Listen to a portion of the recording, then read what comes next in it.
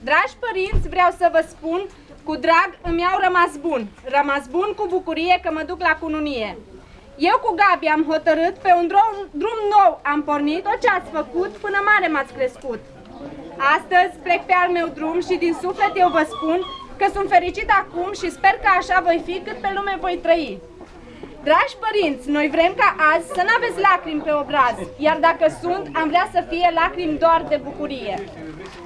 Mamă, inima aleasă, azi îți vezi fata mireasă, ai motiv să fii voioasă și de ginere făloasă. Dragă tată Viorel, ți-am adus un ginerel, vreau să fii mândru de el, că e un băiat frumușel. Mamă, plângi de fericire, că îți vezi băiatul mire și tu, tată, fii la fel, că poți fi mândru de el. Dragi nănași, vă mulțumim, împreună azi pornim pe un drum de neuitat, sper și binecuvântat, căci Dumnezeu ne-a iubit și de aici ne-a unit să facem un legământ cât vom trăi pe pământ. Să fiți sănătoși și casă de viață, copii!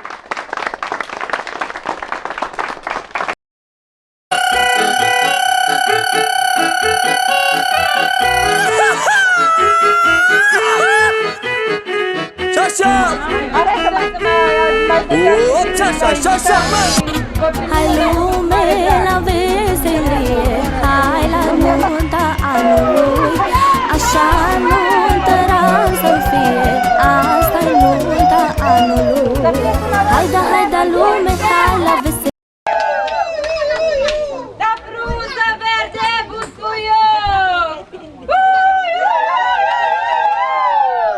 Să aibă mirii noroc! Da mult noroc și sănătate, să ne dea Domnul de toate! La mulți ani, sănătate, bine ați venit, vă invităm la horă și bavă primul. La mulți ani!